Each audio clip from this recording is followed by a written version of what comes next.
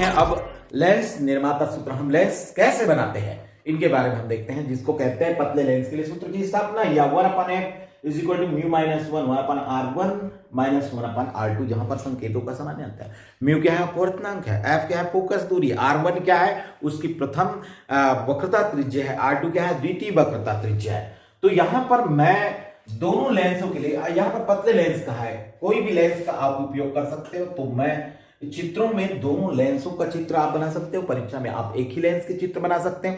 तो यहां पर मैं दोनों लेंसों की बात करूंगा और सूत्र आपका वही के वही आएगा, चाहे कोई भी लेंस का आप उपयोग करिए। ठीक है, तो यहां पर मैं देखता हूं उत्तल लेंस,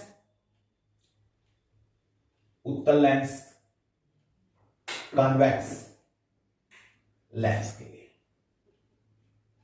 तो उत्तल लेंस में मैं कहूं तो उत्तल लेंस हमारा आएगा ये इस तरह से, ये इसका A और B एक पृष्ठ है जिसका नाम आप उभय उत्तल लेंस कहते हैं। ये हो गया C और ये हो गया D, ये दूसरा आपका पृष्ठ है। तो इस तरह से मैं देखूं तो यहां पर ये मुख्य अक्ष होगा, ये मुख्य अक्ष होगी।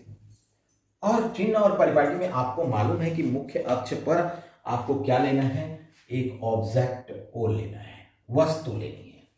और चूंकि आप देखते हो कि इधर से जो किरणें जाएगी वो सीधी चली जाएगी, क्योंकि ये प्रकाश केंद्र O है। और इस तरह से हम देखते हैं कि प्रकाश केंद्र O जो है दोनों लेंसों के बीचों बीच, वक्रता के बीचों बीच होता है। यहां पर ये कहा जाता है ये P1 है और ये P2 पृष्ठ है ना। तो इन पृष्ठों से जो होकर जा रही है तो ये क्या होगा? सीधी चली जाएगी। और इससे कोई अल्प कोण बनाते हुए हम कोई किरण आपतित कराते हैं, ये यहां पर, तो ये अल्प कोण बनाते हुए, तो ये क्या होगा? ये इन पृष्ठ, यहां पर ए बी पृष्ठ है, ये बस है। इनसे हम देखते हैं तो इसका जो प्रतिबिंब जो बनता है वो I1 पर बनता है। इसका प्रतिबिंब कहां पर बना? I1 पर बना। तो ये जो दूरी होगी, ये जो हो गई, ये वस्तु की दूरी आ गई। यहां से यहां तक की दूरी, ये वस्तु की दूरी हो गई। ये यहां तक की दूरी क्या हो गया? U हुआ। और यहां पर से यहां तक की दूरी क्या हो गया? ये हो गया। अभी हमने एक पृष्ठ लिया, चूंकि यहां पर कितना पृष्ठ है? 2 पृष्ठ, ये हो गया V1। अब चूंकि AB पृष्ठ के लिए देखा था हमने और इसकी मोटाई को, अभी आधी मोटाई के बारे में बात किए थे। अब हम CD पृष्ठ के लिए, ये जो है वस्तु का काम करता है। CD पृष्ठ, दूसरा पृष्ठ आ गया। अब इतनी मोटाई जो है इसमें बढ़ गया, तो इतनी मोटाई बढ़ गया तो प्रकाश तो यहीं से आ रहा है, भले इसके इस पृष्ठ के लिए वस्तु का काम कर रहा है, लेकिन वस्तु जो है ऊपर ही रखा हुआ है। अब पृष्ठ हमारा क्या हो गया? मोटा हो गया। और मोटा होने के कारण क्या हुआ?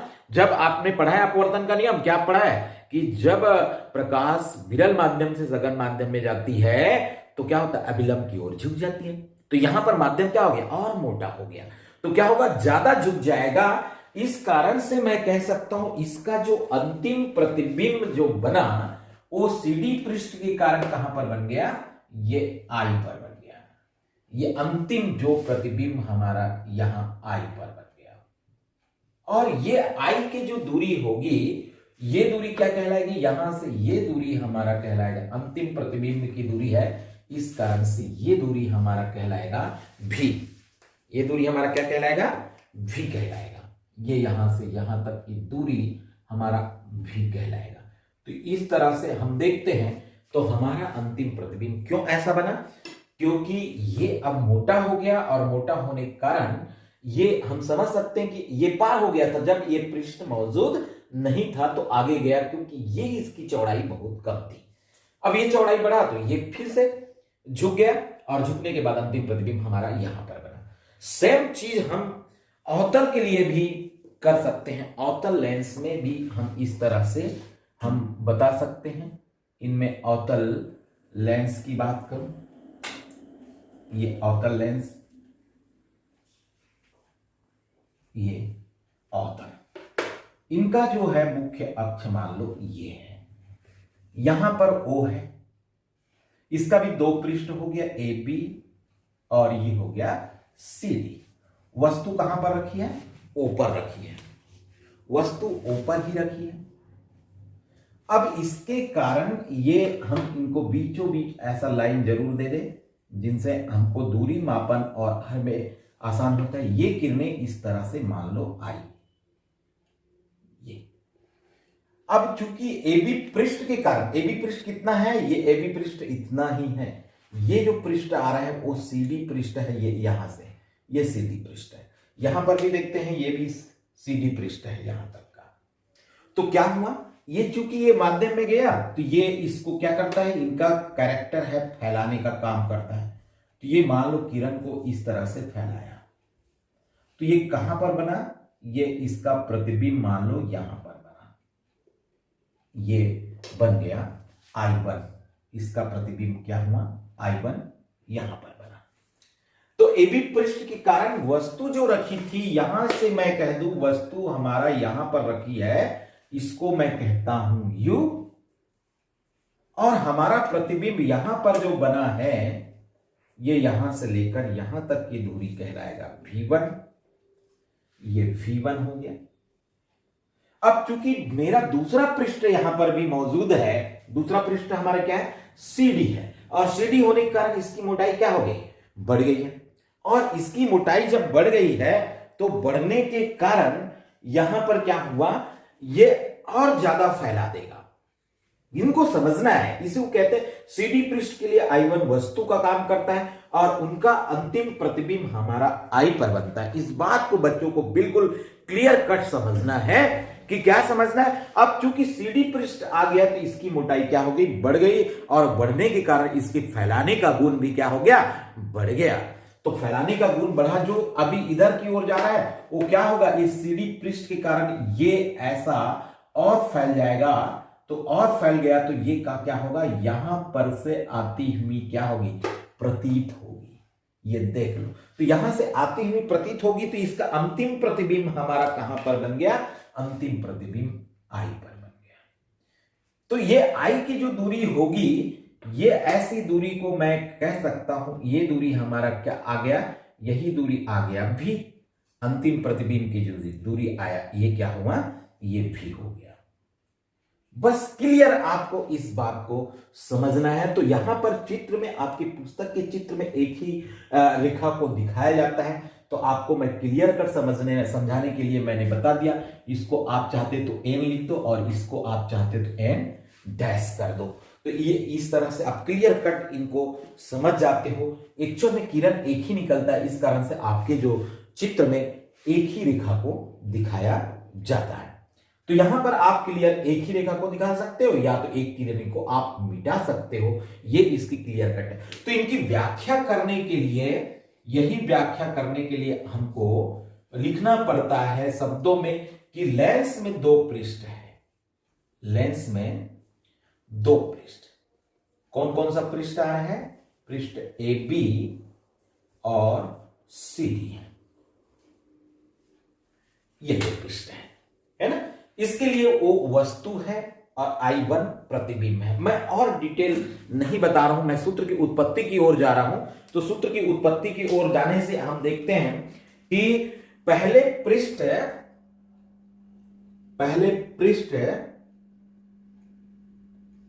AB के लिए हमारे पास सूत्र क्या आएगा? सूत्र होता है mu minus 1/r equal to mu बटे V माइनस 1/u। ये हमारे पास पृष्ठ के लिए सूत्र होता है। तो इस पृष्ठ के लिए क्या होगा? AB पृष्ठ के लिए हमने देखा, AB पृष्ठ के लिए वक्रता त्रिज्या आएगा R1 और प्रतिबिंब की दूरी क्या आ रहा है? V1। तो ये V की जगह क्या आ गया? V1। ये समीकरण नंबर 1 हो गया। अब इसी प्रकार हम देखते हैं तो हमारा जो दूसरा पृष्ठ है CD के लिए, अब पहले पृष्ठ में AB के लिए क्या था? वायु से ग्लास में गया था। अब जो प्रकाश है, प्रकाश जो है दूसरे पृष्ठ CD के लिए कांच से वायु में जा रहा है, में जाता है, अतः म्यू के जगह 1/म्यू रखने पर, म्यू की जगह क्या रख दिया 1/म्यू, तो क्या हुआ यहां पर मैं कह सकता हूं 1/म्यू -1 और इसकी वक्रता आ गई दूसरे के लिए इसकी R2। तो यहां पर म्यू की जगह मैंने 1/म्यू रख दिया, तो यहां पर भी रख दो 1/म्यू बटे V माइनस 1/u। तो ये दूसरे पृष्ठ के लिए देखो, अब यहां पर आपको समझना है बच्चों, R2 आपने ले लिया तो इसके लिए वस्तु कौन काम कर रहा है, ये तो ये u जो लिखे उसके आप क्या करोगे वस्तु, यानी यहां पर V1 है और अंतिम प्रतिबिंब आपका क्या बन रहा है V बन रहा है। बस आपको ध्यान इतना ही देना है। तो ये यहां पर लघुत्तम मैं कर लूं तो ये आ गया 1 माइनस म्यू बटे mu into R2 equal to ये आ गया 1/म्यू V माइनस 1/V1। अब इसका म्यू को मैं कॉमन निकाल दूं, या यहां पर मैं चूंकि मेरे पास सूत्र क्या होता है म्यू -1, तो इसको मैं माइनस कर दूं तो माइनस म्यू -1 हो गया और ये हो गया म्यू R2। और यहां पर 1/म्यू को कॉमन निकाल देता हूं तो ये बच गया 1/V माइनस, यहां पर म्यू नहीं है तो म्यू इसमें चढ़ जाएगा ये। तो इस तरह से मैं देखता हूं म्यू से म्यू कट गया तो ये आया minus mu -1/R2 equal to 1/V minus म्यू/V1। समीकरण नंबर 2। हम समीकरण 1 में समीकरण 2 को क्या कर दे जोड़ दें, यानी जोड़ देने से क्या हो जाएगा, यहां पर मैं जोड़ लूं तो ये आ गया म्यू -1/R1 प्लस ये ब्रैकेट में मैं डाल देता हूं माइनस म्यू -1 बटे R2 इक्वल टू, यहां पर मैं कह सकता हूं म्यू बटे V1 minus 1/u plus 1/V minus म्यू/V1। ये देखो ये प्लस है और ये क्या है माइनस, कट गया, यहां पर इसका माइनस हो जाएगा और माइनस हो जाने के बाद mu -1/R1 minus mu -1/R2 equal to ये बच गया 1/V माइनस 1/ क्या आ गया u। यहां पर मैं म्यू -1 को बाहर निकाल दूं तो ये बड़ा वाला कोष्टक में बचा 1/R1 minus 1/R2 equal to 1/V minus 1/u। हमारे पास इस जगह में आने के बाद दो रास्ते हैं, या आपको समझ नहीं आ रहा तो बोल सकते हैं ये लेंस फार्मूला है, तो लेंस सूत्र द्वारा क्या होता है, लेंस सूत्र द्वारा, या इसी को हम कहते हैं गासियन सूत्र द्वारा हम जानते हैं क्या होता है, गासियन सूत्र हमारा होता है 1/f equal to 1/V minus 1/u। इसके जगह में मैं 1/f रख देता हूं, तो 1/f रख देने से मेरा जो सूत्र क्या आएगा इसको मैं यहां पर डाल देता हूं, तो ये आ गया 1/f, मैं इसके जगह डाल दूं तो 1/f equal to mu -1 bracket 1/R1 minus 1/R2 आ जाता है। और यही हमको क्या करना था, सिद्ध करना था, ये समीकरण नंबर 4 आ जाता है। तो इस तरह से आप बिल्कुल स्पेशल आसानी से सिद्ध कर सकते हैं। दूसरी बात, जब हम इनको इस तीसरे समीकरण से हम एक, या इसको हम ऐसे भी बना सकते हैं, जब वस्तु कहां पर है, जब वस्तु अनंती पर है, u बराबर अनंत, तो प्रतिबिंब कहां पर बनता है, फोकस पर बनता है ना। वस्तु अनंती पर होता है तो क्या पर बनता है, फोकस पर बनता है। तो यहां पर v इक्वल टू f रख दे और u इक्वल टू अनंत रख दे, तो मैं उस दाएं पक्ष को पहले लिख दूं तो ये आ गया 1/v के जगह क्या है v यानी f minus 1/u equal to क्या है अनंत, तो ये आ गया म्यू -1/R1 माइनस 1/R2। कोई बच्चा इस तरह से भी बना सकता है 1/अनंत 0, तो क्या आया 1/f equal to mu -1 bracket 1/R1 minus 1/R2। तो तो इस तरह से हम दोनों स्थितियों में सिद्ध कर सकते हैं। यदि किसी को समझ में आ रहा है तो ये लेंस सूत्र के द्वारा ऐसा होता है करके लिख सकते हैं, या जिसको ऐसे आता है वो ऐसे सिद्ध कर सकते हैं। तो इस तरह से हम देखते हैं कि हमारा लेंस मेकर लेंस कैसे बनाया जाता है। ये सूत्र की उत्पत्ति बहुत ही आसान है। उभयो उत्तल लेंस, उभयो अवतल लेंस या लेंस के प्रकार के बारे में हमने पढ़ा, और हमने जो पतले लेंस के लिए सूत्र की स्थापना किया। अब हम इसके आधार पर आपको गणित जो है, न्यूमेरिकल प्रश्न जिसको हम कहते हैं, बनाना चाहेंगे। आप भी तैयार हैं, हम भी तैयार हैं, क्योंकि जब भी आप सूत्र की उत्पत्ति करते हैं तो उन सूत्रों की उत्पत्ति के लिए आपके दिमाग में बस जाए उसके लिए आपको गणित करना पड़ता है। और आपका ये गणित भी परीक्षा में आया हुआ है, चाहे ऑल इंडिया बोर्ड का हो, चाहे सीबीएसई का हो, चाहे सीजी बोर्ड पे हो। सिंपल आपको प्रश्न करता है तो मैं इन प्रश्नों को ले रहा हूं। एक उभयो उत्तल लेंस के दोनों पृष्ठ की वक्रताएं त्रिज्या समान है तथा उसके पदार्थ का अपवर्तनांक 1.55 है। यदि लेंस की फोकस दूरी 20 सेंटीमीटर हो तो लेंस की वक्रता त्रिज्या ज्ञात कीजिए। यहां पर हमारे प्रश्न ही दे दिया है कि वक्रता त्रिज्या इसकी क्या है, बिल्कुल समान है। आप ध्यान दीजिएगा, बिल्कुल आपके दिमाग में कोई टेंशन नहीं लेना है, पढ़ाई के वक्त है, और इस तरह से आपको बनाना है कि बिल्कुल सरल कैसे हो जाए, आपके दिमाग में कैसे लगे। तो देखो यहां पर सॉल्व इसको करें तो सॉल्व करने के लिए हमको उभयो उत्तल लेंस, तो उभयो उत्तल लेंस हमारा कैसा होता है, दोनों जो पृष्ठ होता है वो कैसे हो, उभरा हुआ हो। ये दोनों पृष्ठ इसके उभरा हुआ होगा, उभयो उत्तल लेंस कहलाते हैं। ये इसके मुख्य अक्ष हो जाते हैं। तो यहां पर इसकी भी वक्रता जो R1 लेते हो उसकी दूरी ये भी मान लो R मान ले, और इस पृष्ठ की, इसको हम AB पृष्ठ कहते हैं, इसके यहां से O से ये दूरी जो है R के बराबर है, और इसकी भी वक्रता जिसको हम CD कहते हैं ये भी उतनी ही दूरी पर है, जिसको हम क्या कहते हैं, R2 कहते हैं। तो ये दोनों दूरियां क्या है, मान लो R के बराबर है, ये आपको बोला जा रहा है। यहां से हम दूरी मापते हैं इसके जो है प्रकाश केंद्र से, तो ये दोनों दूरियां बराबर है बोल रहे हैं। तो यहां पर हम देखते हैं उनके पदार्थ का अपवर्तनांक दिया गया है गिवन दैट, यहां पर क्या है, म्यू इज इक्वल टू 1.55, और हमको ये R1 की जो वैल्यू दिया है वो है, यहां पर R1 की वैल्यू क्या माना हूं मैं, R माना कि हम लिख सकते हैं माना कि, और ये चूंकि दाईं ओर है तो धनात्मक हो गया, और R2 की वैल्यू क्या हो रहा है, यहां पर बाईं ओर है तो ये क्या हो गया, ऋणात्मक हो गया। तो इस तरह से हम देखते हैं हमारे पास जो सूत्र होता है वो सूत्र क्या है, 1/f equal to mu minus 1 bracket 1/R1 minus 1/R2, ये आ गया।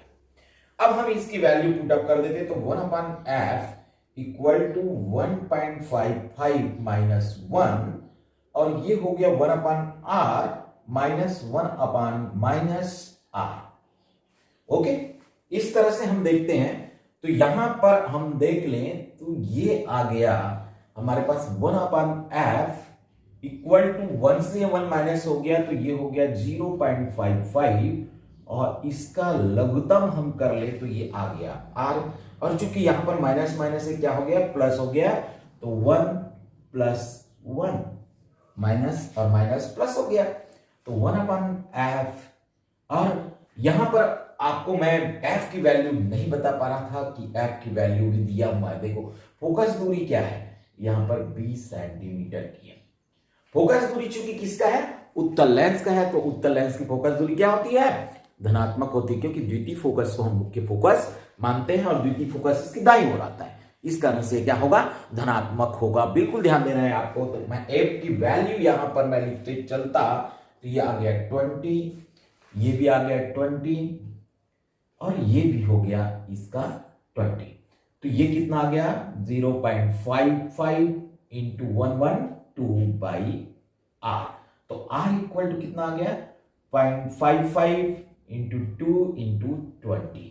तो R इक्वल टू हमारा आ गया, इसको मल्टीपल कर दे, ये हो गया 5 1 1 यानी 1.55 10 इंटू 20, तो यहां पर आ गया r इक्वल टू 2 से मैं मल्टीपल कर दूं तो ये कितना आ गया, 20 से मैं मल्टीपल कर दूं तो 0 2 2 और इसका 0, तो यहां पर 2 के बाद दशमलव लगा दें तो r इक्वल टू कितना आ गया 22 सेंटीमीटर। तो यहां पर वक्रता त्रिज्या इसका आंसर क्या आया 22 सेंटीमीटर। बहुत ही सिंपल प्रश्न आता है बच्चों, आपको बिल्कुल ध्यान देना है। जिस तरह से आपने सूत्र को जान चुके हो उसके आधार पर आपको गणित को भी हल करना है और बहुत ही दिमाग लगाकर आपको काम करना है। यहां पर हम देखना चाहते हैं बच्चों कि फोकस दूरी किन किन बातों पर निर्भर करता है। आपके चाहे नीट एग्जाम हो, चाहे जेई एग्जाम हो, चाहे आपका ट्रिपल ई हो, इन सब कंपटीशन एग्जाम में इन पर प्रश्न रहता है और आपके सीजी बोर्ड में 1 नंबर का प्रश्न, 2 नंबर का प्रश्न इन पर रहता है। इनमें प्राय बच्चे जो है गंभीर नहीं रहते और ये निर्भरता किन किन बातों पर निर्भर करता है ये हम समझना चाहते हैं। तो किसी भी लेंस की जो फोकस दूरी है उनके पदार्थों के रंगों पर भी निर्भर करता है, दोनों ओर के माध्यम पर भी निर्भर करता है और उनकी लेंस की प्रकृति पर भी निर्भर करता है। तो लेंस की फोकस दूरी की निर्भरता, लेंस की फोकस दूरी पर निर्भरता ये हम देखना चाहते हैं। तो पहला ये जो है प्रकाश के रंगों पर, प्रकाश के रंग इन पर प्रश्न आता है। दूसरा है दोनों ओर के माध्यम, तीसरा है वक्रता त्रिज्या पर भी, वक्रता त्रिज्या। तो ये हम देखना चाहते हैं, हमारे पास जो सूत्र है 1/f equal to mu minus 1 bracket 1/r1 minus 1/r2, ये सूत्र है। तो यहां पर मैं प्रकाश के रंगों के बारे में मैं बात करूं या हम यहां पर देखना चाहते हैं प्रकाश के रंग जिसको कहते हैं लेंस के पदार्थ पर भी निर्भर करता है। तो यहां पर प्रकाश के रंग के साथ लेंस के पदार्थ पर, तो मैं इन्हीं को पहले शुरुआत कर लूं। मेरे डी क्वेश्चन है लेंस के पदार्थ पर।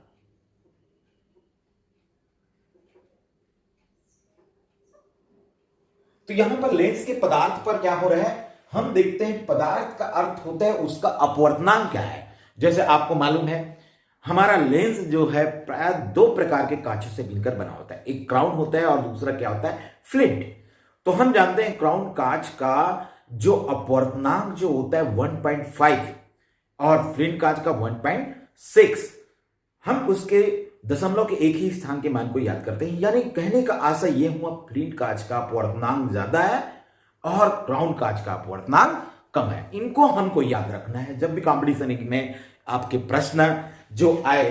तो मैं देखता हूं यहां पर लेंस के पदार्थ, तो हमारे पास सूत्र हो गया 1/f equal to mu minus 1 1/r1 minus 1/r2।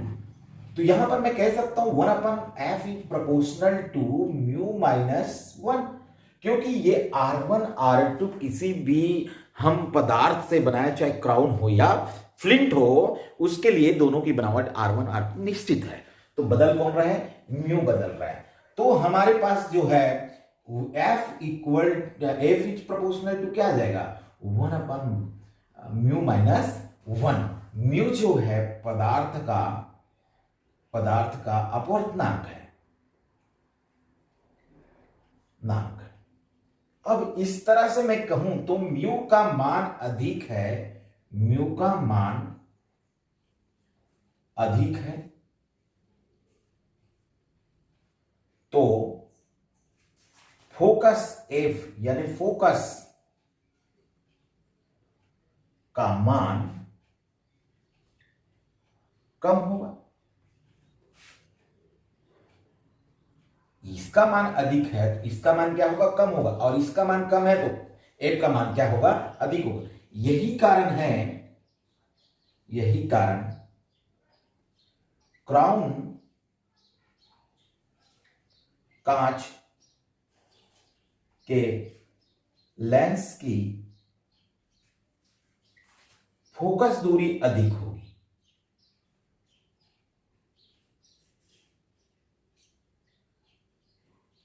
क्योंकि क्राउन कांच का अपवर्तनांक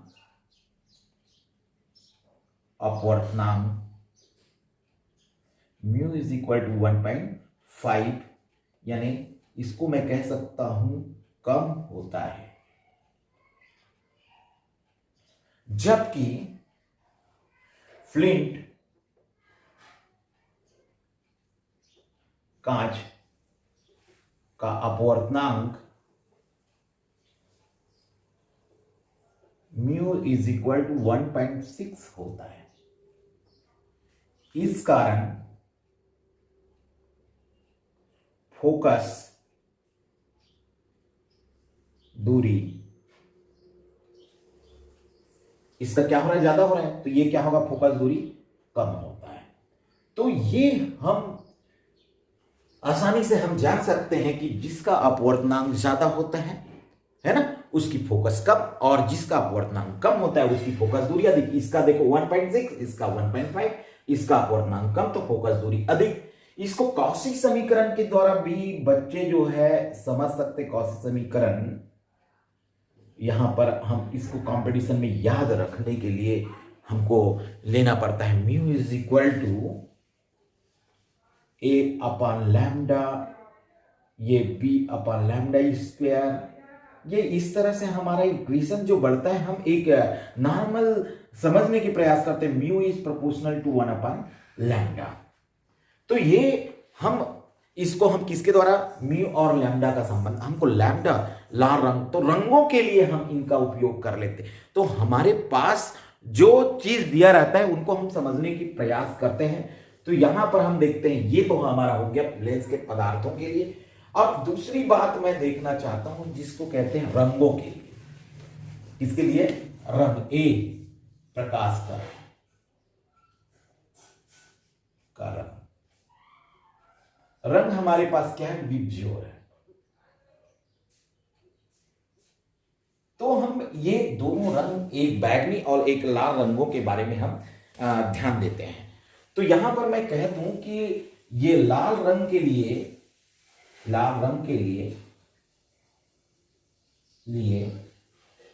फोकस एफ आर और अपवर्तनांक म्यू आर।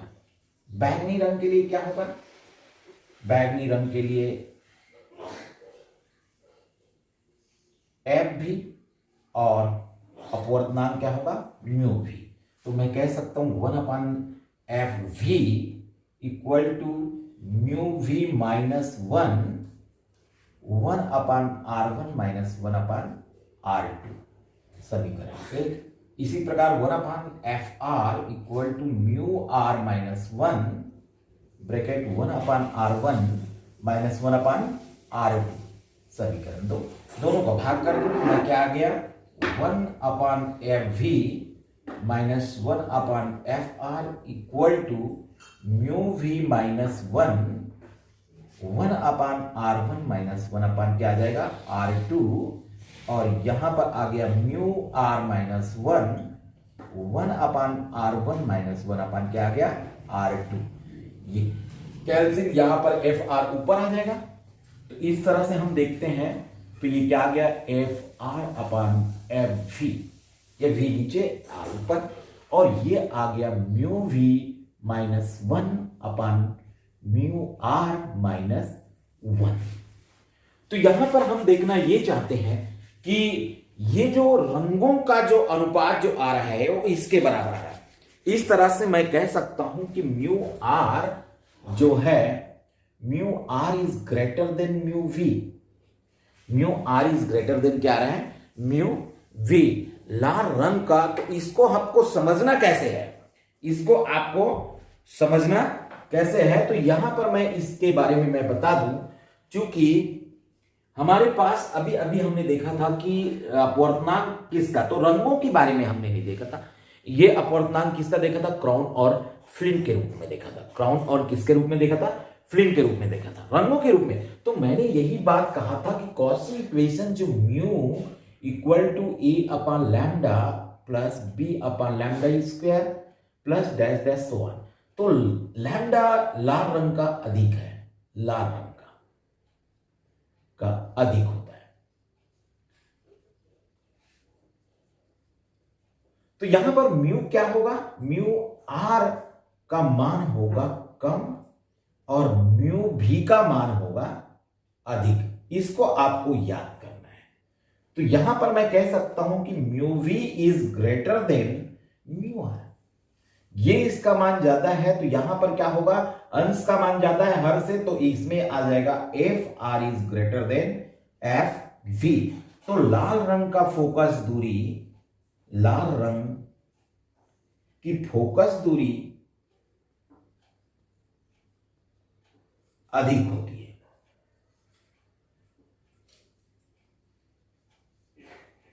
और बैगनी रंग की फोकस दूरी क्या होगी, कम होगी।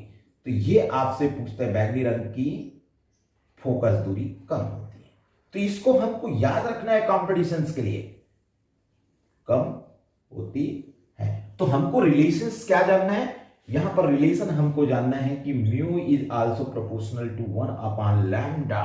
ये सिंपल वर्ड में आपको समझना है कि म्यू और लैम्डा में क्या संबंध। लैम्डा तरंगदैर्घ्य है, तो प्रकाश का आपसे यहीं पर और पूछता है इंपॉर्टेंट प्रश्न। आप बच्चों आपको बिल्कुल गौर करना है। प्रकाश जब माध्यम चेंज करके प्रकाश जब गमन करता है तो कौन सी चीज जो है नहीं बदलती, ये लाइट के मुख्य प्रश्न है। तो प्रकाश की पहचान क्या है, आपके बहुत सारे प्रकाश सरल रेखा में गमन करता है, प्रकाश में परावर्तन होता है, प्रकाश में अपवर्तन होता है, प्रकाश में व्यतिकरण होता है, प्रकाश में विवर्तन होता है, प्रकाश का विद्युत प्रभाव होता है, प्रकाश का प्रकीर्णन होता है, बहुत सारी बातें हैं। लेकिन हम प्रकाश का तरंगदैर्घ्य है ना, प्रकाश की कुछ आवृत्ति है, प्रकाश की चाल है। तो आपके माध्यम चेंज करने से प्रकाश की क्या नहीं बदलती, तो प्रकाश की सिर्फ और सिर्फ आवृत्ति नहीं बदलती। उन्हीं आवृत्तियों के आधार पर हम रंगों को जानते हैं। तो याद रखिएगा उसका तरंगदैर्घ्य भी बदल जाता है माध्यम चेंज होने से, उसकी गति भी बदल जाती है, वेग भी बदल जाती है, लेकिन आपकी उसकी आवृत्ति नहीं बदलती। तो यहां पर इसकी तरंगदैर्घ्य के साथ हम उनको संबंध रखें। लाल रंग का तरंगदैर्घ्य बड़ा होता है, इस कारण से कम दूरी का उस सिग्नल को आसानी से दे जाता है। तो इनको हमको याद रखना है।